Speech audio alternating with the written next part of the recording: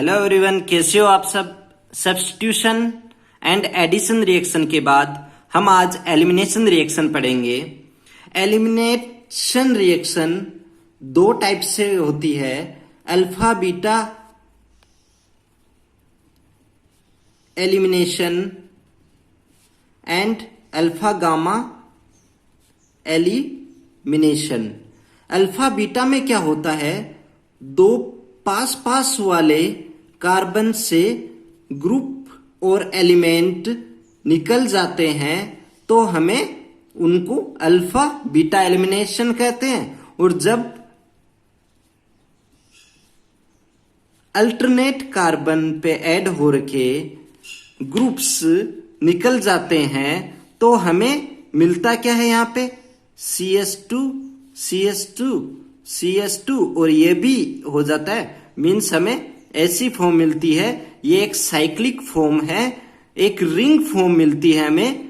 किससे मिलती है एक रिंग फॉर्म मिलती है जब हम अल्फा बीटा गामा, ये था अल्फा और बीटा। जब दो पास पास वाले किसी एक ग्रुप को अल्फा दे दो तो अगले वाले उसके नेक्स्ट कार्बन को बीटा दे देंगे और उसके नेक्स्ट कार्बन को गामा देंगे। तो यहाँ पे दो ही हैं तो अल्फा बीटा, और अल्फा बीटा से एलिमिनेट हो रहे हैं ये, तो अल्फा बीटा एलिमिनेशन कहेंगे इसको। और अल्फा बीटा और उसके नेक्स्ट मींस अल्टरनेट कार्बन पे ऐड हो रखे एलिमेंट्स जब एलिमिनेट होते हैं तो हम उसे अल्फा गामा बोलते हैं। और अल्फा गामा में हमें साइक्लिक और रिंग फॉर्म मिलती है। तो हम ऐसे कहते हैं कि ज्यादातर रिएक्शंस अल्फा बीटा एलिमिनेशन पे ही होती हैं, तो हम अल्फा बीटा एलिमिनेशन की ही मैकेनिज्म देखेंगे। तो उसके लिए मैं एक एग्जांपल लेता हूं। यहां पे एग्जांपल रहेगा अपना CS3C CS3 CS3Br। यहां पे मैं एक वीक बेस लेता हूं और साथ में कुछ टेम्परेचर भी लूंगा। वो क्यों लूंगा मैं बताता हूं आपको। बनेगा क्या हमें, ये बनेगा मेरी ये रिएक्शन रहेगी। होगा क्या यहां पे,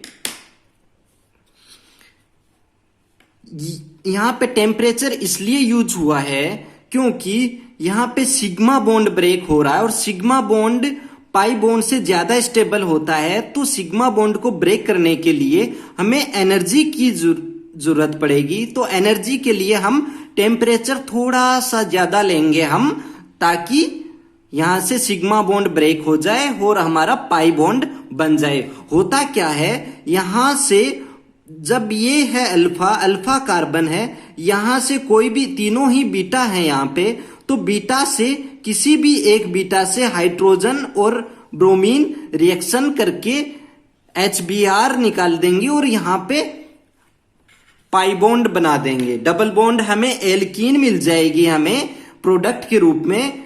तो हम देखते हैं इसकी मैकेनिज्म। ये E1 मैकेनिज्म है, E2 हम बाद में देखेंगे। तो E1 में अब आप थोड़ा यहां पे देखिए कि यहां पे बन क्या रहा है, एल्कीन बन रहा है। और किससे बन रहा है, दो ग्रुप यहां से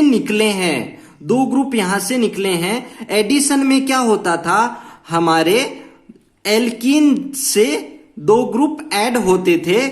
कोई भी जो भी अटैकिंग ग्रुप था उसका पॉजिटिव और नेगेटिव पार्ट दोनों ऐड हो जाते थे और हमें क्या देते थे, एल्किल हैलाइड ग्रुप देते थे हमें। तो मैं ये कह सकता हूं कि ये जो भी एलिमिनेशन रिएक्शंस हैं,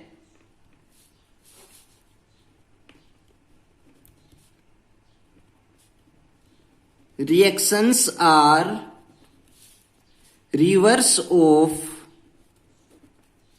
addition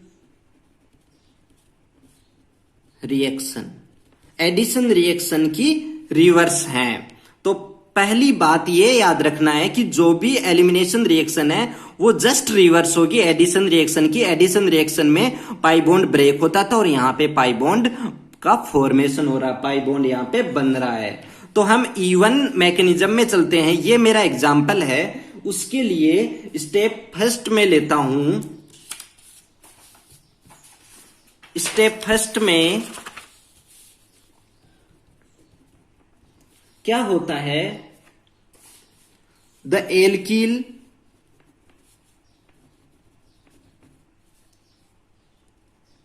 halide, the alkyl halide ionize to give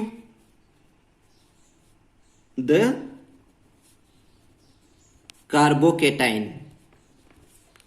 मतलब जो भी अपना सबस्ट्रेट था उसका ये स्लो स्पीड में ये रिएक्शन होती है, तो मैं इसको बोल सकता हूं कि यही आरडीएस होगी, रेट डिटरमाइनिंग स्टेप होगी। और मैं फिर ये भी बोल सकता हूं कि रेट डिटरमाइनिंग स्टेप में जो भी एलिमेंट्स यूज होते हैं, यहां पे सबस्ट्रेट ही यूज हुआ है, तो मैं ये बोल सकता हूं कि सबस्ट्रेट की कॉन्सेंट्रेशन पे ही डिपेंड करती है इस रिएक्शन की रेट। तो ये फर्स्ट ऑर्डर की होगी, मतलब E1 है। E1 one means यूनिमोलेक्युलर। आप SN1 और SN2 में देख सकते हैं, मैंने वहां पे सब कुछ बताया आपको। तो पहली स्टेप स्लो स्टेप होगी, वही आरडीएस होगी, और हमें मिलेगा क्या, कार्बोकेटाइन। और X माइनस एक्स यहां पे क्या है, कोई भी हैलाइड ग्रुप है, FClBrI, यहां पे X की इलेक्ट्रोनेगेटिविटी ज्यादा होती है, तो ये अपना इलेक्ट्रॉन्स लेके यहां से नेगेटिव चार्ज लेके निकल जाता है और कार्बन पे पॉजिटिव चार्ज आ जाता है। स्टेप टू में क्या होता है,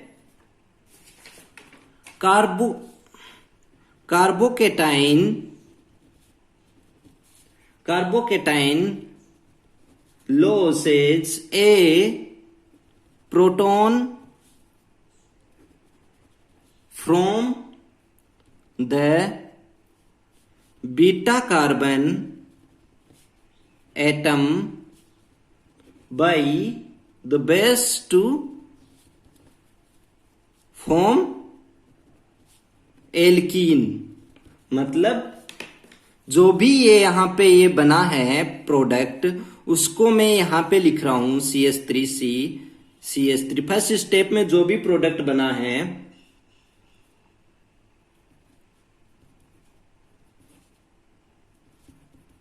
और जो मैंने रिएक्शन लिखी थी वहां पे आप देखिए वीक बेस यूज किया है मैंने, एसिटिक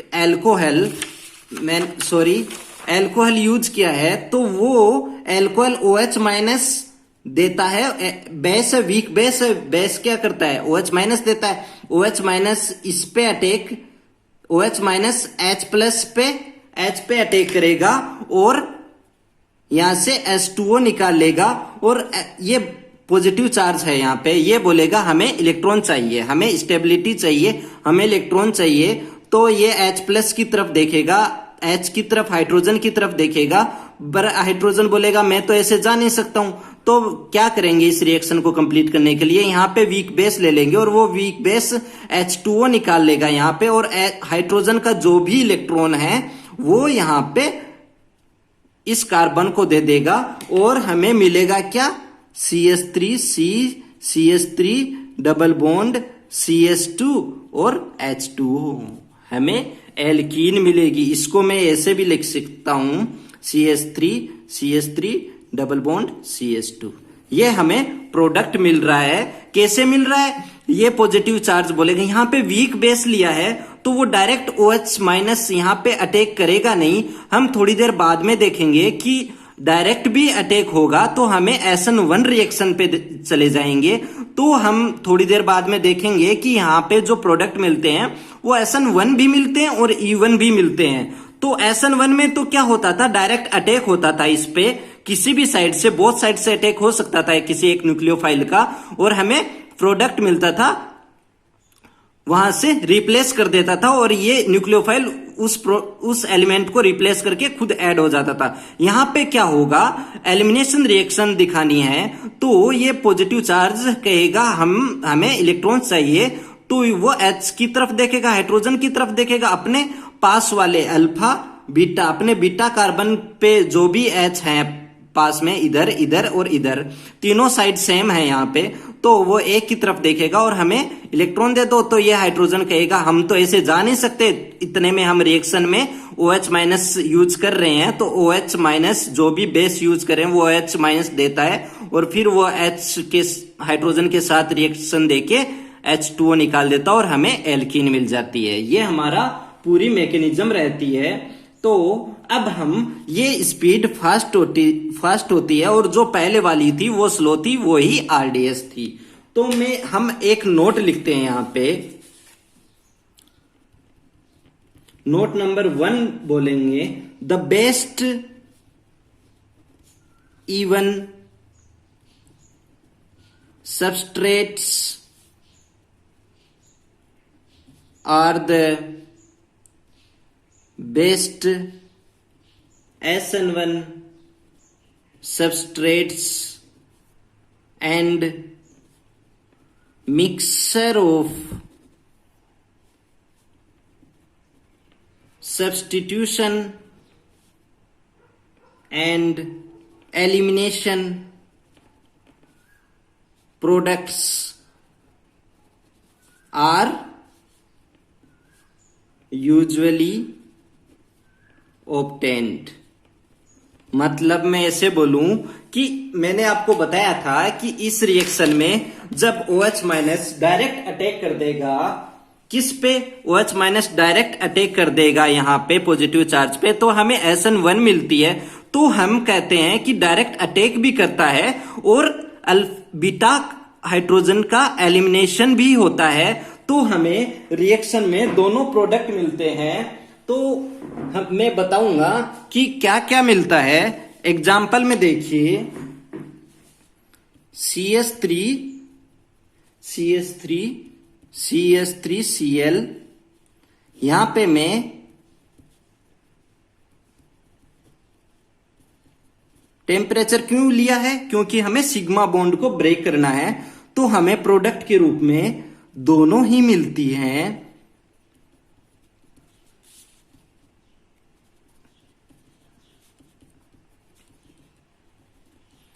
ये देखिए, हमें SN1 भी मिला है और हमें E1 वाला प्रोडक्ट भी मिला है। अब कौन सा मेजर होगा, कौन सा माइनर होगा, ये डिपेंड करता है एल्कीन की स्टेबिलिटी पे। एल्कीन की स्टेबिलिटी कैसे होती है मैंने आपको बता रखा है, हाइपर कॉन्जुगेशन। आप मेरे उस लेक्चर में जाके देख सकते हैं कि एल्कीन की स्टेबिलिटी हम कैसे देखते हैं, मोस्टली कैसे देखते हैं, हाइपर कॉन्जुगेशन से। होता क्या है कि जब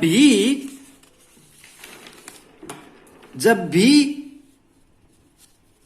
पाई बॉन्ड एल्कीन के पास वाले कार्बन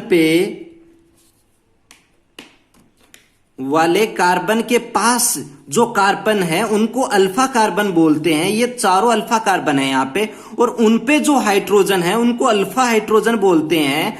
तो हाइपर कॉन्जुगेशन में होता क्या था कि अल्फा हाइड्रोजन जितने ज्यादा होते थे उतने ही ज्यादा हाइपर कॉन्जुगेशन होता था और उतनी ही ज्यादा एल्कीन स्टेबिलिटी होती थी। तो मैं एक रिएक्शन दूं,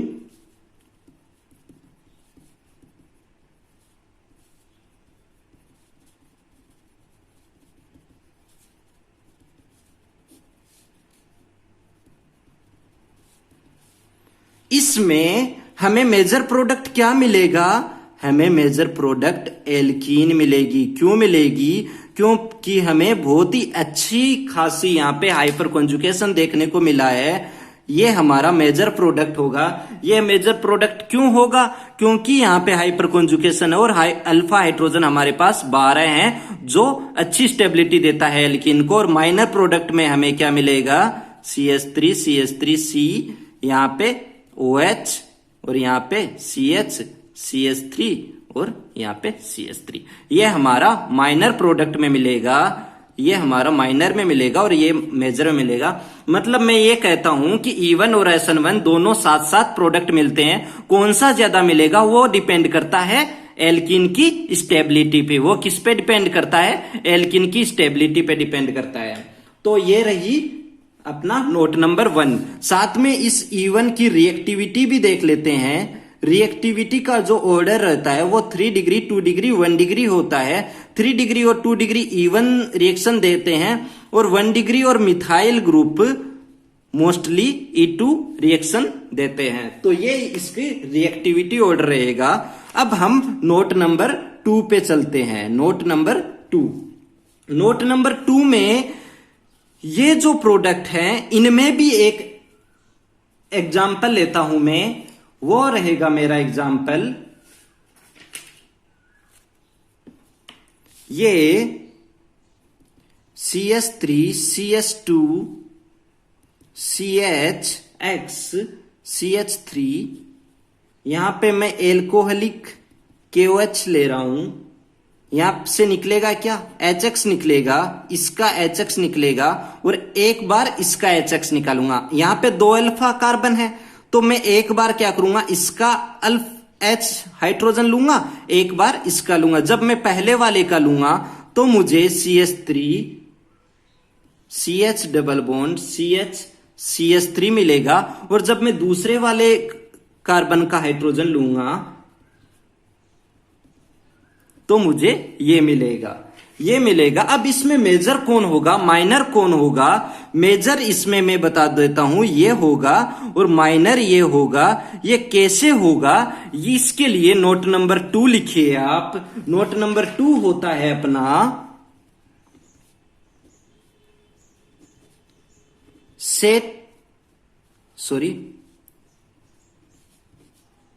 सेट-जेफ रूल। नोट नंबर 2 में क्या लिखोगे, सेट-जेफ रूल। सेट-जेफ रूल क्या होता है मैं बताता हूं। The more alpha hydrogen having alkene is more stable, या फिर अल्फा हाइड्रोजन की जगह में सब्स्टिट्यूटेड हाइड्रोजन भी बोल सकता हूं। The more substituted alkene is more stable. मतलब जो हमारा एग्जाम्पल था उसमें जाइए और उसमें देखिए कि कौन सा ऐसा अल्फा हाइड्रोजन ज्यादा रखता है, वो उतने ही ज्यादा स्टेबल होगा। तो मैं ऊपर वाले में देखूंगा, इसको ही मैंने तभी मेजर बोला है, वो उतना ज्यादा स्टेबल होगा और वही मेजर प्रोडक्ट होगा अपना।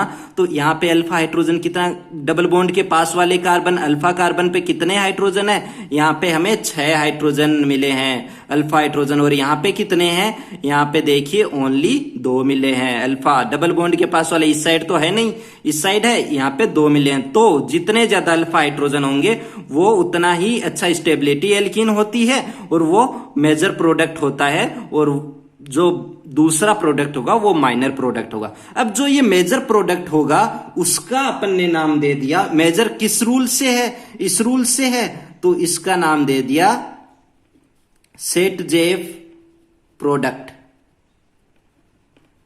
इसका नाम दे दिया set-Jeff product.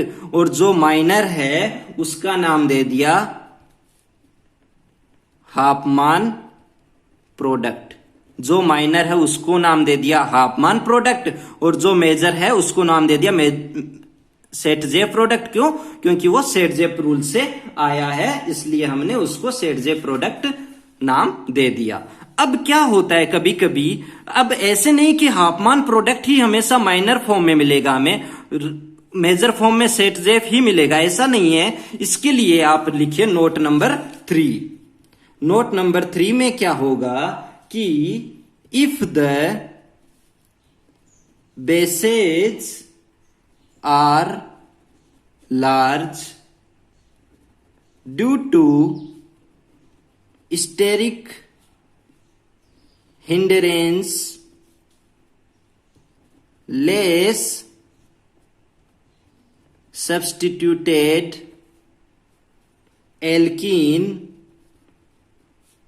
alkenes are preferred। मतलब जब हम ये जो बेस लेते हैं वो बेस लार्ज साइज में हो, जो लार्ज साइज का बेस हो, वो अगर हम यूज कर रहे हैं तब हमें हाफमान प्रोडक्ट मेजर प्रोडक्ट में मिलेगा और सेट प्रोडक्ट माइनर प्रोडक्ट के रूप में मिलेगा। मैं एक एग्जांपल लेता हूं। एग्जाम्पल आप देखिए, इन दोनों को ध्यान से देखना। CH3 Br CH2 CH3, यहां पे मैंने लिया है KO टर्सरी ब्यूटाइल। तो इसकी साइज क्या है? लार्ज साइज का ये बेस हमारा। इसमें क्या होगा कि ये लार्ज साइज का बेस अल्फा कार्बन कौन कौन से? यहाँ पे 2 अल्फा कार्बन है। अब इस साइड से नहीं आ सकता, ये यहाँ का H नहीं ले सकता, इस H वाले पे OH करके H2O नहीं निकाल सकता ये, क्योंकि इसका साइज पहले से बड़ा है। तो ये उस साइड से जाएगा जिसको इसके स्टेरिक हिंड्रेंस कम मिले, उसको कम बाधा मिले, वहां पे ये उस साइड जाएगा। तो क्यों? इसकी पहले से साइज बहुत बड़ी है, तो इस साइड जाके ये OH माइनस इस H के साथ रिएक्शन करके H2O निकालेगा और हमें मिलेगा क्या? CH2 double bond CH CH2 CH3, ये मिलेगा हमें CH2 double bond CH CH2 CH3। और यही मैं एग्जांपल लूं, सेम एग्जांपल लूंगा।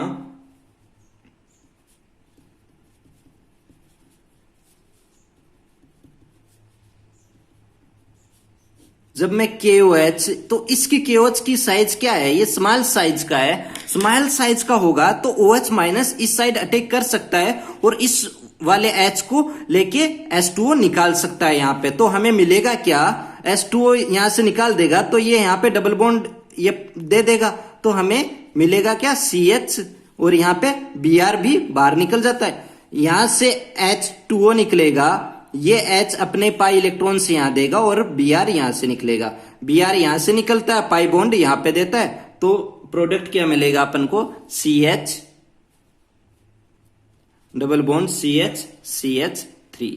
तो मैं ये कह सकता हूं कि मेजर फॉर्म में हमें हाफमान प्रोडक्ट मिल सकता है जब हमें बेस का साइज बड़ा ले रखा हो, तो मेजर फॉर्म में हमें हाफमान प्रोडक्ट मिलता है। अदरवाइज हमें मेजर प्रोडक्ट के रूप में सेट जे प्रोडक्ट ही मिलता है।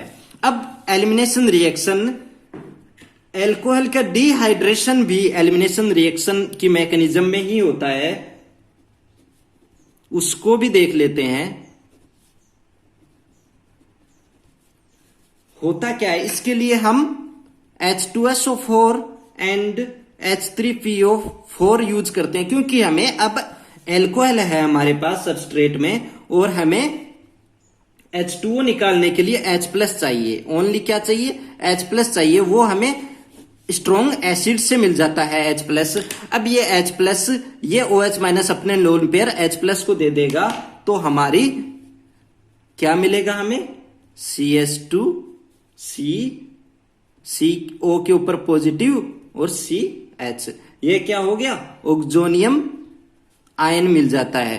अब ये क्या करता है? H2O यहां से जाएगा, H2O जाएगा तो इसका सिग्मा बॉन्ड यहां पे आके पाई बॉन्ड बना देगा। तो मिलेगा क्या अपन को अगली रिएक्शन में? देखिए CH3 CH2O, ये है हमारे पास O के ऊपर पॉजिटिव चार्ज है, ये स्लो होगी स्पीड और हमें CH3 CH2 पॉजिटिव मिलेगा और यहां पे H2O निकल जाएगा। और जब ये पॉजिटिव अब क्या करेगा? ये पास वाले हाइड्रोजन को बोलेगा आप मुझे इलेक्ट्रॉन्स दे दो। तो क्या बनेगा? जब ये ही मैंने प्रोडक्ट यहां पे लिखा है और इस वाले हाइड्रोजन को मैं जब अलग अलग शो करता हूं तो ऐसे दिखेगा। अब ये कहेगा ये कार्बन कि मेरे पास पॉजिटिव चार्ज है, मेरे को इलेक्ट्रॉन चाहिए, ये हाइड्रोजन कहेगा मेरे से ले लो और हमें CH2 ये मिल जाता है प्रोडक्ट में। क्यों? और यहां से H प्लस बाहर निकल जाता है। ये रहता है अपना एल्कोहल का डिहाइड्रेशन। डिहाइड्रेशन मीन्स H2O निकलना, एल्कोहल से H2O निकल जाता है। तो यहां पे हम एक और नोट लिखते हैं, नोट नंबर 4 होगा अपना। नोट नंबर 4 लिखते हैं, alcohols leadings to conjugated alkenes are more easily dehydrated than the alcohols leading to non conjugated alkenes.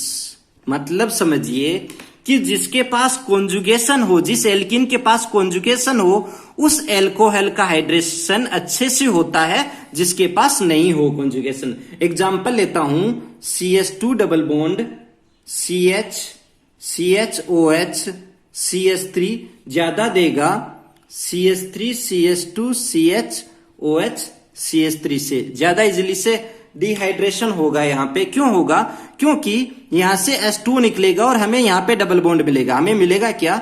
CH2 CH double bond CH2, और इसमें क्या होगा, यहां से निकलेगा या फिर इस साइड से निकलेगा, किधर भी एक साइड से निकलेगा, यहां से निकलेगा तो हमें ये मिलेगा। तो आप देखिए यहां पे कॉन्जुगेशन है तो ये हमें ज्यादा इजीली मिलेगा। यहां पे ओनली एक पाई बॉन्ड है, यहां पे पाई बॉन्ड का अल्टरनेट में आ रहे हैं तो कॉन्जुगेशन है पाई बॉन्ड का, पाई बॉन्ड डिलोकलाइज हो सकते हैं, रेजोनेंस शो करते हैं, और तो फिर मैं बोल सकता हूं ये ज्यादा इजीली मिल जाता है इससे। तो इस एग्जाम्पल को मैं ऐसे भी लिख सकता हूं कि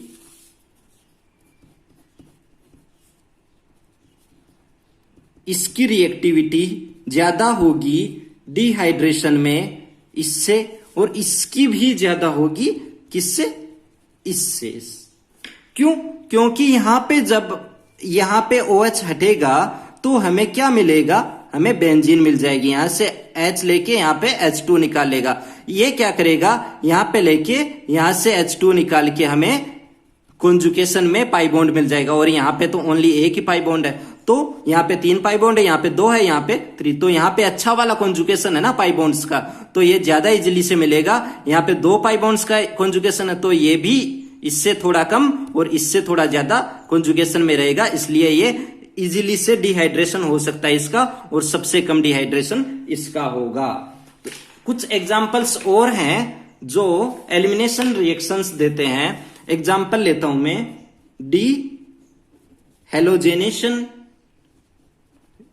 डिहेलोजेनेशन में क्या होता है? CH2Br प्लस Zn डस्ट के साथ करवाता हूं तो हमें CH2 क्या होता है? यहां से Br पास वाले पे Br निकल जाता है, यहां से Br2 निकल जाता है और हमें एल्कीन मिल जाती है। कुछ एक और रिएक्शन है, डिहाइड्रोजनेशन, ये सब रिएक्शंस अपन आगे जब बढ़ेंगे तब पढ़ लेंगे। मैं ओनली बेसिक नॉलेज के लिए बता रहा हूं कि ये रिएक्शंस भी एलिमिनेशन में होता है। यहां पे सब में H2O नहीं निकलता है, यहां पे H2 निकलता है, Cu और टेम्परेचर 300 डिग्री सेल्सियस, और फिर यहां पे H2 निकलता है और CH3 हमें क्या मिलता है? एसीटोन मिलता है यहां पे। तो ये सब रहा अपना E1 मैकेनिज्म। ऐसे ही पढ़ते रहिए, बने रहिए हमारे साथ। Thank you.